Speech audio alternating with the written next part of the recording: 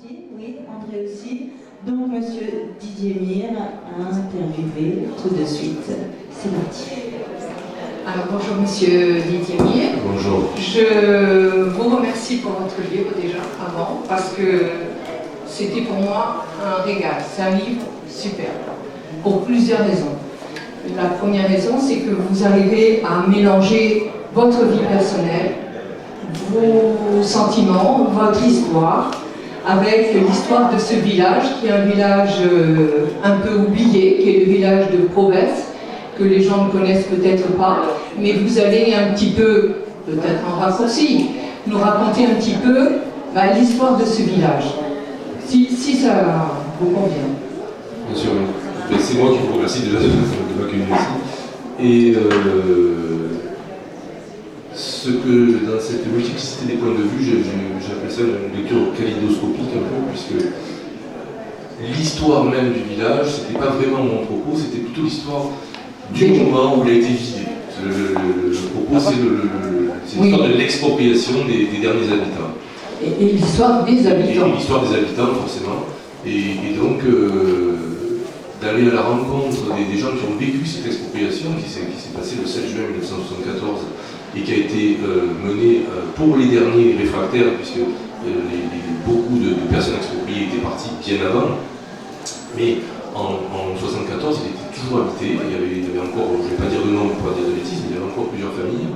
Et le 7 juin, les habitants ont reçu l'avis d'expulsion définitif, et l'armée avait coupé l'électricité, avait coupé le téléphone, avait coupé l'eau, et la plupart des gens qui étaient restés dans le village ne savaient absolument pas où aller, et des habitants racontent justement c'était des bergers, donc ils avaient à la fois les troupeaux, ils avaient à la fois les bêtes à ôter, et eux-mêmes, et leur famille. Et certains ont été, des personnes âgées ont été menées manu militari au sens propre à l'hospice, on appelait ça l'hospice à l'époque, à Seillan, et d'autres se sont réfugiés chez des amis dans un grenier.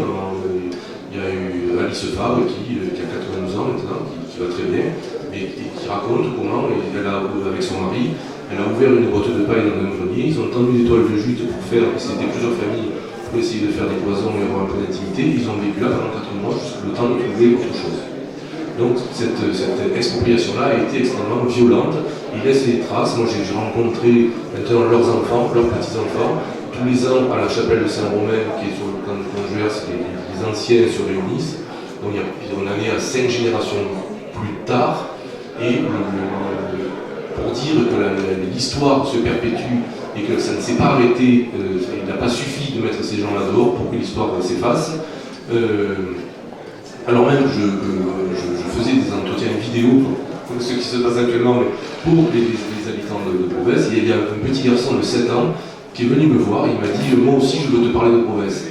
Alors bon, ça posait des questions de droit, d'animal, d'autorisation. Je lui ai dit « Écoute, va me chercher ta maman, si elle est d'accord, moi je te filme ». Et il m'a raconté, alors avec ses mots de 7 ans, il m'a dit, je suis allé dans ce village abandonné. Je lui ai dit, bon, qu'est-ce que tu as fait? Tu as joué? Il dit, non, j'ai pas joué, j'ai trouvé une balle de fusil. Je lui ai dit, bon, mais qu'est-ce que tu en as fait? Il dit, je l'ai jetée. Je lui ai dit, mais tu savais qui habitait là autrefois? Alors, la première réponse qu'il m'a faite, il m'a dit, oui, c'était les Romains. Je lui ai dit, peut-être, mais après, mes arrière-grands-parents en réalité. Et à 7 ans, il avait encore le souvenir de cette histoire-là pour dire que le traumatisme perdure au-delà des générations, et voilà. Donc il y a eu cette histoire-là que j'ai voulu recenser avant, parce que les gens ne sont pas éternels, moi non plus. Et d'un autre côté, pour faire village, pour faire communauté, j'ai voulu aussi donner la parole à il y a eu tout un mouvement culturel lié à la culture provençale, occitane, on peut en reparler de ces notions, de ces mots-là. Mais André Déton, qui était un enseignant engagé dans la culture populaire et qui a commencé à faire du théâtre au Logis du Pin, au centre de vacances du Logis du Pin, s'est professionnalisé petit à petit dans le théâtre, et avec Gaston Beltrame, qui est un auteur-chanteur de Lioul, qui avait écrit une toute petite pièce qui s'appelle Le Dernier Mouton, ça, et Le Dernier Mouton en français, Et cette pièce-là, elle a été montée avec alors Michael Bramery, Nicolas Alzieri, et qui sont devenus chanteuses après, qui ont porté une parole de musique. Et Nicolas Alzieri a été la première femme à enregistrer un disque en courant de sa vie. En Occident, par un trophée occitan, voilà. Et des hommes, il y en a eu, mais pas des femmes. Donc, et cette pièce-là a connu son heure de gloire, puisqu'elle a tourné dans les villages du Var et du Haut-Var.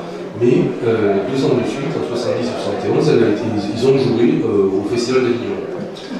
2 ans de suite, et c'était l'époque où Jack Lang était, peut-être pas encore ministre de la Culture, mais il était déjà haut placé dans la hiérarchie de l'État, et il était très attaché aux langues régionales. Il avait aidé ce projet et permettre à cette troupe de petits théâtreux amateurs du Haut-Var d'aller jouer à Paris, et la pièce a été donnée dans le Grand Amphi de la Sorbonne. Donc il y a eu cette histoire de Granger, ça a eu son heure de gloire par la culture, et tout ça en provençal et en français, c'était bilingue. Et alors, comment expliquez-vous, parce que j'ai vu que c'était un décret du 17 septembre 64, qu'il allait y avoir la création de ce champ de manœuvre de tir militaire, et ils ont été expulsés en 74. Donc il y a eu 10 ans. Pendant 10 ans, ces gens auraient peut-être pu être accompagnés pour trouver un autre lieu pour leurs animaux, pour vivre, etc. Comment se fait-il que ça a été aussi brutal? Parce qu'il y a eu, si on regarde dans l'histoire du camp de Granger, ça a été beaucoup plus long que ça en fait. Les premières décisions remontent à la fin du 19e siècle. Il y a eu un deuxième projet dans les années 30, il y avait des locations de terre par l'armée, et donc c'est quelque chose qui s'ancre sur des dizaines d'années. Le déclencheur a été 1962, la fin de la guerre d'Algérie, l'indépendance de l'Algérie, où la France n'avait plus les espaces suffisants d'entraînement. Il a fallu rapatrier tout ça en métropole. Et il y avait une espèce d'urgence. Donc en 64, c'est 2 ans après la fin de la guerre d'Algérie. Et les habitants, donc il y en a qui sont partis, il y en a effectivement qui ça n'a posé aucun problème, qui ont été indemnisés, qui sont partis. Et d'autres, comme ils étaient bergers, éleveurs, ils avaient leur terre de pacage, ils avaient leur troupeau, c'était des gros éleveurs au niveau du Var, c'était les plus gros éleveurs, des énormes troupeaux, il y avait 5000 moutons, c'est pas évident d'aller ailleurs, et l'accord tacite qu'il y avait avec l'État, c'était un accord de renouvellement de bail, c'était en quelque sorte locataire de leurs habitats. Et de 6 mois en 6 mois, les autorisations étaient maintenues et reconduites. Et moi j'ai entendu les témoignages qui disent mes parents n'y croyaient pas, les gens n'y croyaient pas qu'ils allaient partir. Donc ils n'y croyaient pas. Ils n'ont pas bougé parce que... Mais ils n'ont pas été accompagnés pour chercher. C'était tellement ancré. Et le 7 juin 1974, alors ce sont des gens, je pense, qui n'étaient pas habitués au process administratif, aux procédures administratives. Ils n'étaient pas habitués, et c'était pas dans leur culture aussi d'être ni contestataire, ni de se rehausser comme ça contre des décisions. Et l'habitude s'était prise, voilà, je crois que le 7 juin, on n'y croyait pas. Et le 7 juin 1974, le maire, Félix Lambert, est descendu à Draguignan pour avoir, il allait chercher son tampon de reconduite, en fait, comme d'habitude. Et sur le coup, il a compris que c'était reconduit. Il est remonté au village, et ce jour-là, et la préfecture a dit hop, non, pas du tout, les gendarmes de classe sont montés, et le lundi, 10, tout le monde dehors. Alors que même le maire avait compris que c'était reconduit. Donc, alors, on n'est pas dans la tête des gens, je sais pas, moi j'avais 14 ans à l'époque, je sais pas comment ça s'est passé, mais je suppose que dans la normalité des choses, dans la normalité de la vie quotidienne, c'était comme ça allait durer. Oui, pensez comme c'était un projet, oui. Comme c'était un projet ancien, que ça allait encore durer. C'était inimaginable parce que les Provinciens me disent c'est la seule fois qu'un village a été vidé en partant de notre pays.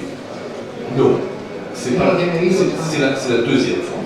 C'était arrivé pour des raisons militaires, en temps de paix, dans l'est de la France, j'oublie le nom, dans les années 20, 1926. Alors il y a eu d'autres, parce que la même année, il y a eu les salles qui ont été noyées sous le barrage. Pour des barrages, on a une quarantaine de villages. Mais pour des raisons d'installation de camps militaires, c'est le deuxième dans l'histoire en fait. Et qui peut imaginer que voilà, ils vont perdre leur maison, leur propos, tout ça dans 3 jours. Et j'apprécie aussi beaucoup les photos que vous avez prises, puisque je crois que c'est vous qui les avez prises. Et les témoignages sont très touchants de ces gens, parce que moi, Provence, je ne connaissais même pas. C'est vrai que vous, peut-être en évitant ici, vous connaissez davantage, mais j'ai dit, ah oui. Donc c'est vrai que le côté humain, c'est quelque chose que... Voilà. Quelques familles, mais pour ces familles, c'était un drame. Et je crois que vous avez réussi à retrouver d'une manière exhaustive, ou presque, les anciens. J'ai pas cherché l'exhaustivité. Ça s'est fait un peu par affinité, je pense que les gens qui m'ont ouvert leurs portes et leur cœur et leurs paroles l'ont fait parce que la plupart m'ont vu naître, déjà, et j'avais une sorte de légitimité. Autant certains se sont plaints en me disant oui, les journalistes sont venus, je l'ai raconté tellement de fois, mais j'ai été perçu comme quelqu'un de l'intérieur. J'avais une légitimité parce qu'ils m'ont vu petit. Enfant, j'allais à Brest.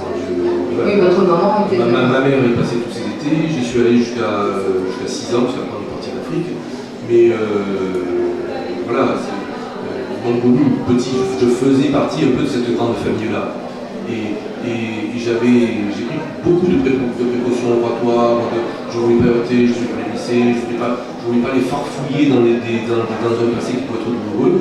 Et cette parole-là, elle s'est libérée de façon très amicale, et après la plupart m'ont remercié. Comme s'il y avait eu un effet thérapeutique aussi à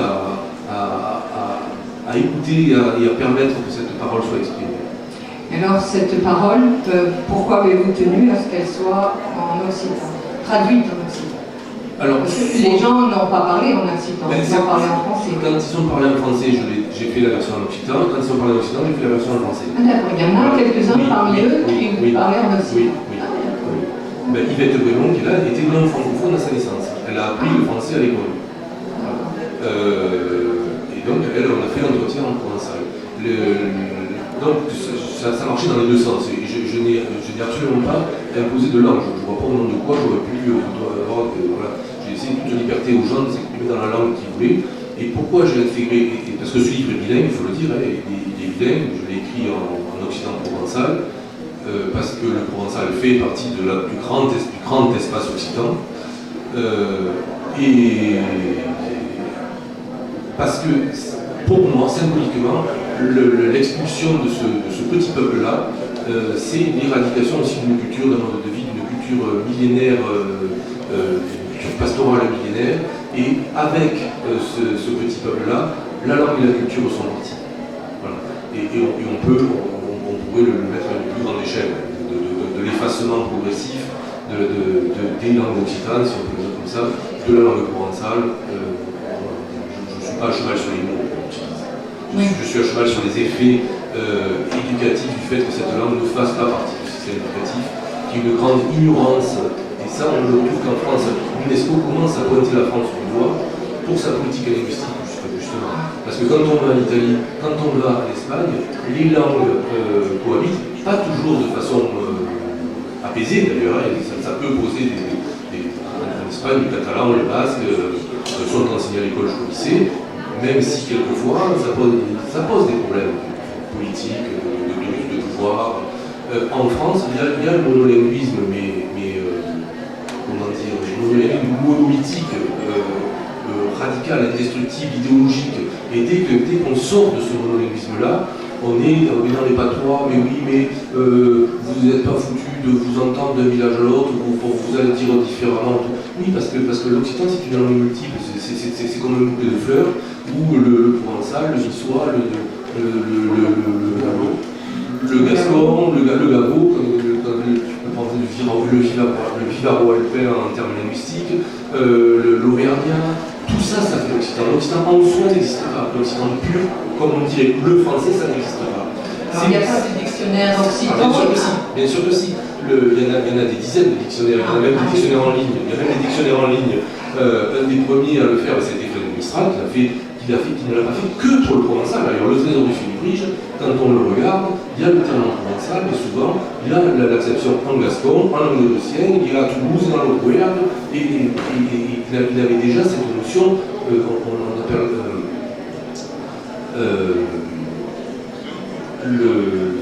déjà cette notion de multiplicité de langues. C'était déjà dans Mistral. Et ensuite, bon, il y a eu au fin 19e, dans les années 30, il y a Louis Albert qui a fait un dictionnaire du languedocien, ça a été réactualisé. Et maintenant, en ligne, moi je l'ai sur mon téléphone, en ligne, c'est une application en ligne, ça s'appelle le Congrès, c'est le Congrès. On peut avoir, alors on choisit provençal, languedocien, auvergnat, et si on cherche, on dit retable, machine à écrire, ou je sais pas, vous allez avoir, alors quand c'est pareil, quand c'est différent, on vous donne les deux versions. Et il y a, je pense qu'il faut parler un peu de linguistique. Il y a une linguiste, Cécile Canu, qui a sorti très récemment cette année un livre qui s'appelle Provincialiser la langue. Et elle est allée étudier les langues au Mali, en Afrique, au Mali. Pas que, mais surtout au Mali. Et en fait, elle a dégagé une idée, elle dit que la notion de langue, c'est une notion qui a été apportée par le colonisateur, et pour les Maliens eux-mêmes, les langues africaines, ça n'existe pas. C'est-à-dire que les gens savent, si on prononce tel mot, que ça va venir dans tel village, mais ça pose aucun problème dans la compréhension. Et quand on se déplace, on va modifier ses façons de parler, ils vont se déplacer, et en fait, après, elle le ramène à l'espace roman. L'espace roman, ça va être tout l'espace des langues romanes, donc qui découlent du latin, qui vont le plus à l'est, qui est le roumain, de Roumanie, ensuite l'italien, les italiennes, on va dire, les langues italiennes, l'occitan qui est central géographiquement, et ensuite le catalan, le portugais, l'espagnol, et ensuite le corse, le sarde. Et tout cet espace-là, elle parle de continuum, c'est-à-dire que pendant des siècles, les gens se déplaçaient autour de la Méditerranée. Je ne parle pas de la Méditerranée du Maghreb, ce sont des langues arabes qui sont historiquement différentes. Donc il ne peut pas y avoir d'intercompréhension si on n'apprend pas.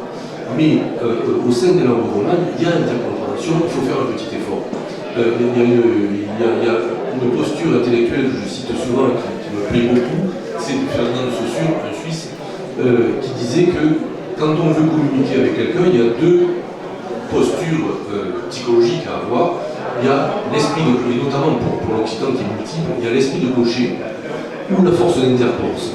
C'est-à-dire que si je vais parler, si je veux me faire entendre avec quelqu'un, et si je parle occitan, je peux parler mon occitan provençal, mais si je sais que la personne vient du Béarn, par exemple, si chacun des deux va rester sur son dialecte le plus éloigné de l'autre possible, on est dans l'esprit de clocher. C'est-à-dire on va mettre des freins dans la communication. Si on est dans la force d'intercourse, c'est-à-dire quand je vais vous parler, et si on n'est pas dans le même dialecte occitan, et que je connais deux mots pour exprimer la vérité, et que je sais que celui-là, il est plus près du vôtre que l'autre, je vais choisir celui-là pour faciliter la communication. Voilà. Et la force d'intercourse, ça permet ce continuum linguistique. C'est pour ça que les patois, ils ne sont pas pareils, mais bien sûr que non, ils ne sont pas pareils. Mais en français non plus. En français non plus, si vous allez, je ne sais pas, chez le notaire, mettons, et que le moment d'après, vous allez boire la peine avec les copains, ou si on va, je ne sais pas, dans un endroit très... avec des plombiers, par exemple, qui ont des termes très spécifiques, on ne va pas parler le même français. Et quelquefois, il y a des mots qu'on ne va pas comprendre. Donc ça marche dans toutes les langues, cette histoire-là. Y compris les adolescents. Ou alors un ado qui va... voilà. Des fois, moi, ma fille me dit redis-le-moi parce que j'ai pas compris. Voilà, tu me le redis. En occitan, c'est possible. Oui, elle peut le faire. Ce que je ne vous ai pas demandé, ce sont les dimensions du camp militaire de Canjuas. Alors, le camp militaire de Canjuas, c'est 35 000 hectares, c'est le plus grand camp militaire d'Europe. D'Europe. Ça fait 2 Larzac et demi. Et justement, quand on parlait du Larzac, tout le monde connaît le Larzac. Et pourquoi Canjuas s'est passé sous les radars? Est-ce qu'ils se sont moins battus peut-être les gens alors, est-ce qu'ils se sont moins... les gens du Larzac, j'ai vu les témoignages, sont venus la promesse au Faisan Doré.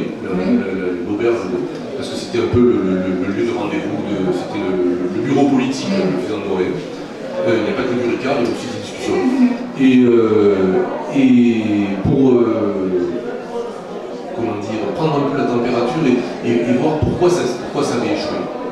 Et ne pas reproduire, parce que fin 74, les grandes manifs du Larzac, c'était 73. Plus de 100 000 personnes sur le Larzac en 73. Un mouvement occitan très fort aussi, qui s'est développé sur le Larzac. Et alors, il y a Alain Costanzo, qui est le trésorier de l'association des anciens amis de Brovès. Il a une analyse très, très fine, il fait des conférences aussi là-dessus, de façon beaucoup plus documentée que moi. Ça a été un coup de dire, un coup de pierre à trois bandes au niveau politique. C'était à une époque où le Var était tenu, ça peut s'appliquer, par Édouard Soldani, qui était président du Conseil général, maire de Draguignan, enfin, c'était vraiment le parrain du Var et qui était étiqueté socialiste. Et la majorité des communes du Haut-Var étaient socialistes aussi. Et Brovès était plutôt gaulliste. Et donc en 63, il y a eu une grande manifestation à l'initiative du mouvement pour la paix et qui était soutenue par le Parti communiste. Et ça a été la plus grande manifestation. Il y avait des barrages dans le village barré, plus personne n'est passé. Il y avait 5000 personnes, des cartes qui montaient dans tout de Marseille, et 5000 personnes pour Brovès, c'est énorme. Et donc ça c'est 1963. Il aurait pu une résistance aurait pu s'établir dans le temps. Mais en 1965, il y a les présidentielles, première présidentielle au suffrage universel. Deux candidats sont en lice, alors, au deuxième tour, François Mitterrand et le général de Gaulle. Au premier tour, les habitants de Brovès sont allés voter non, sauver Brovès, ils ont mis un petit papier, ils ont voté blanc peut-être, et c'était sauver Brovès. Et au deuxième tour, alors je ne sais pas dans quelle proportion, mais ils ont voté majoritairement pour de Gaulle. Les mouvements politiques qui essayaient de les accompagner à ce moment-là, ils ont dit bon écoutez les gars, vous êtes gentils, mais à partir de maintenant, ça sera sans nous. Et ils ont été lâchés par les forces politiques qui auraient pu les aider à lutter contre le chaos. Et à ce moment-là, Édouard Soldani cherchait à redynamiser la ville de Draguignan. Il est allé voir Pierre Mesmer en lui disant, voilà, qui était Premier ministre, qu'est-ce qu'on peut faire. Et Mesmer, ils ont fait une espèce de marché, de deal, comme on dit en provençal, ok, moi je peux vous installer des écoles d'artillerie qui sont encore à Draguignan, parce que ça peut créer, à l'époque le slogan c'était l'armée plutôt que des musulmans. Donc les écoles d'artillerie ont été installées et Mesmer, on n'a rien sans rien, a dit ok, je te donne les écoles d'artillerie à Draguignan, mais tu me laisses les mains libres pour qu'on je laisse. Et à l'heure actuelle, 2023, 35 000 hectares, c'est pas assez. L'armée négocie avec les communes environnantes, Causse, Bargem, des manœuvres hors camp. C'est-à-dire que les gens se retrouvent un bon matin avec les camions militaires au bout de leur chemin, et l'année dernière, ça en était là.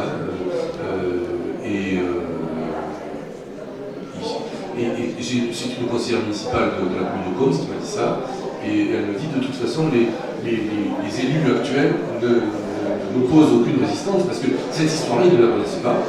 Ça a 50 ans l'année prochaine, donc les acteurs de l'époque, soit ils sont très vieux, soit tout le monde a oublié. Et on va dire les jeunes maires, je ne sais pas quel âge ils ont, et les maires actuels, les élus actuels en tout cas, ne connaissant pas cette histoire, veulent faire bonne figure, et disent bah oui, bien sûr. Et donc il y a des manœuvres hors camp, en dehors des 35 000 hectares. Et je suis allé filmer à Seillan, au centre de vol-à-voile. Le centre de vol-à-voile actuel de Seillan, c'est 3500 hectares. 3500 hectares, c'était la superficie de la commune de Brovès. Et qui touche pratiquement Seillan, la commune de Seillan. D'ailleurs, le nom de Brovès, c'est la Brovès en Seillan.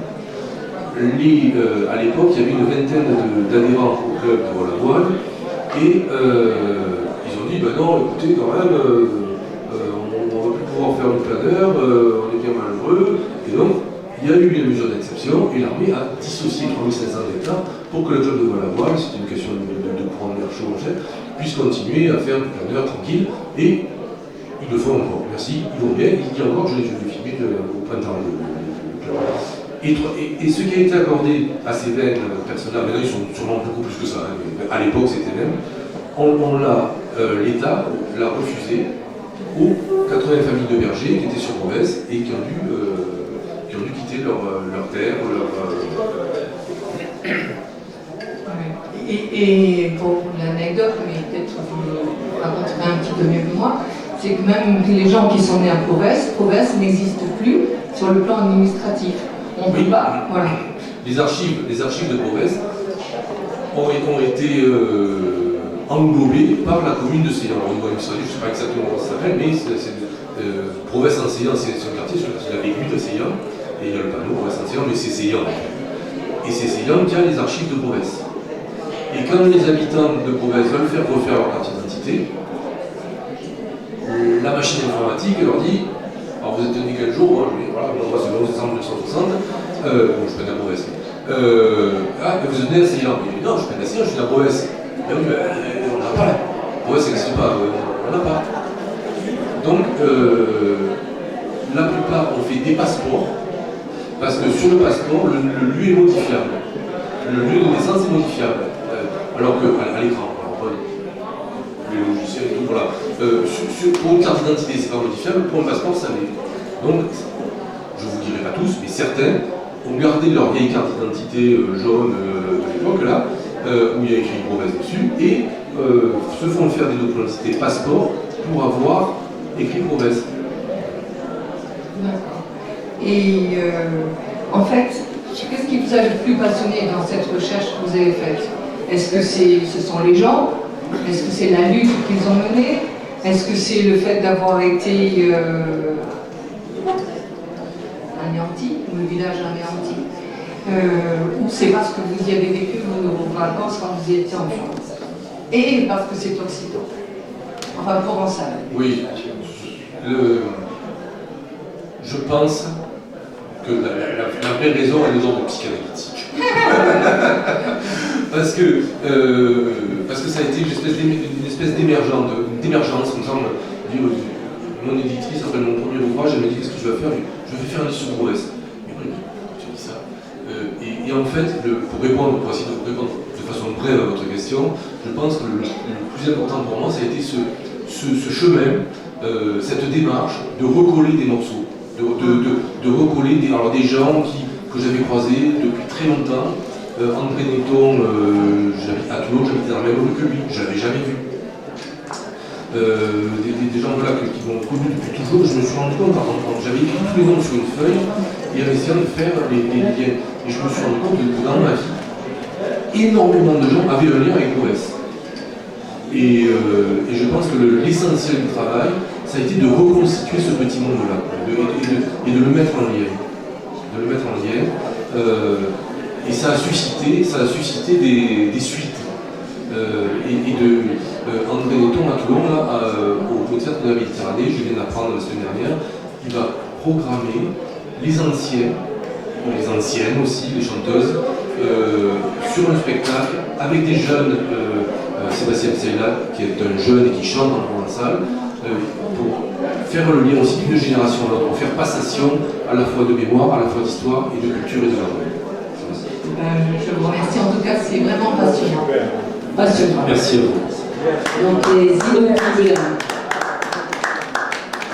Alors, même question, exactement, voilà, même question.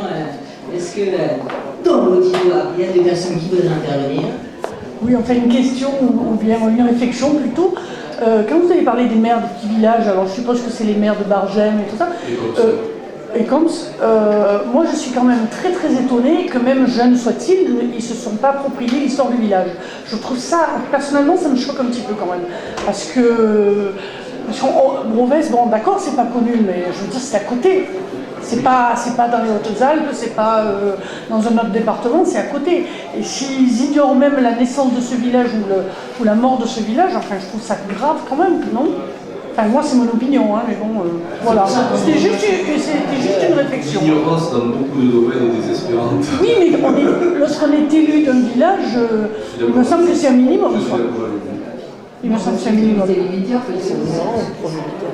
Peut-être. Oui, Ouais. Oui, ignorant ou pro-militaire, oui, effectivement. oui, c'est peut-être des prises de position. Parce qu'en même temps, on s'aperçoit que bon, ben, l'armée fait ce qu'elle veut, c'est l'histoire du pot de fer contre le pot de terre. Là. Et puis, c'est une question d'argent aussi. Tout ça, ça se paye. Oui, bien sûr. C'est une question d'argent. Mais est-ce que vous savez si les gens de Brovès ont été indemnisés de façon correcte? Non. Non. Enfin, oui, je sais, non, on devrait être indemnisé de façon correcte. D'accord.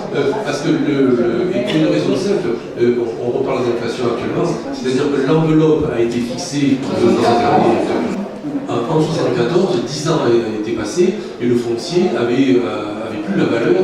Déjà, l'enveloppe avait été fixée au minimum et en plus, elle était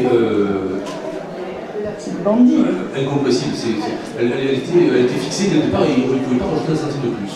Et donc, les gens qui ont été indemnisés au début, qui ont dit ok, bon, il y avait encore de l'argent dans les caisses, mais à la fin, il restait plus grand chose. Et dans la famille de Fabre, voilà, il venait, il me disait mais oui, mais il cherchait des poils aux œufs. Alors, je ne sais pas qui a expertisé, mais enfin, les experts cherchaient des poils aux œufs, on disait mais oui, mais il n'y a pas le choc central, oui, mais la maison elle est en pierre, elle fait 300 mètres carrés, comment on va reconstruire ça à côté, quoi. Voilà. Donc, ils sont partis dans l'urgence avec le strict minimum, avec tout le matériel qui était lié à l'agriculture, qui était lié à l'élevage, qui était lié à la farine, au travail des récoltes et tout ça, il est resté. Et il y a eu un pillage par les antiquaires massif dans les semaines et les mois qui ont suivi. Les tuiles ont été volées, les pierres de taille ont été volées. Et ce qu'on appelait le château, c'était la famille habité par la famille de Raphaëlis, de Brovès et des nobles de l'époque. Il y avait des pierres de taille magnifiques. Ça a été la première à être dépouillée. Mais, alors, moi je ne porte aucune accusation, mais pour porter des pierres de taille, il faut des outils pour les enlever, il faut des camions pour les porter. Ça prend pas 5 minutes, et dans le cas, on n'a pas le droit d'y aller. C'est ça. Et même, vous dites pire, c'est qu'il y a des militaires qui sont venus pour vider et ils ont tout jeté. Et après, voilà, ça a été. Tout a été jeté. Le clocher, un peu d'escalade. Dès le début, ils ont tiré dessus. Ceux qui n'étaient pas très malins, dès le début. Mais il est toujours debout le clocher. Oui, mais ils ont tiré, parce qu'après, il a dû arrêter parce que les instants. Et voilà, donc ça a été dépouillé de matériaux de construction, de tout a été. Moi j'ai eu l'occasion d'y aller, je ne suis pas descendue au village, mais je l'ai vu de la route. C'est vrai que c'est impressionnant, mais c'est morbide, hein, le terme. En fait, ça fait bizarre quand on voit ce village, cette rue centrale comme ça. Je suis allé faire des photos. Ouais, enfin moi, personnellement, ça m'a mis mal à l'aise hein, quand j'ai vu ce village. C'est vrai, hein. Je l'ai fait quand même. On sent qu'il y avait une vie parce qu'il y a encore le clocher, effectivement, l'église, les portes sont ouvertes. Moi, il y avait des gens qui étaient, quand on l'a vu, moi personnellement, j'ai pas osé descendre parce que normalement on n'a pas le droit, donc j'ai pas osé un petit peu de. L'année dernière ou il y a 2 ans. Pour information, si on prend quelques secondes pour ajouter quelque chose, tous les entretiens vidéo que j'ai faits sont en ligne sur le site du CIRDOC. Le CIRDOC, c'est une médiathèque à Béziers qui m'a acheté les portraits vidéo, donc vous pouvez les voir. Alors c'est long, il y en a 16, voilà, il faut prendre son temps, après l'autre. Mais de ces 16 portraits-là, je suis en train aussi de monter, de finaliser un film documentaire de 40 minutes où j'ai vraiment pris l'essentiel de ce que chacun a à dire pour en faire un film documentaire de 40 minutes. Il est monté, la semaine prochaine je fais la musique et le son avec mon fils, et donc à partir de septembre, il sera visible. Non, parce que celui-là je vais aller le présenter. Je n'ai pas des droits commerciaux sur le film, mais je vais le présenter avec le livre. Et voilà, peut-être l'année prochaine, je peux le remonter, parce que là il n'est pas fini, mais l'année prochaine je pourrai venir avec le film. Voilà, parce qu'il sera. En tout cas, c'est pas ça. Merci beaucoup. Merci à vous. Voilà donc l'histoire de Brovès. Merci. Monsieur Didier Mire, vous pouvez le retrouver sur son stand de toute façon encore au moins 1 heure.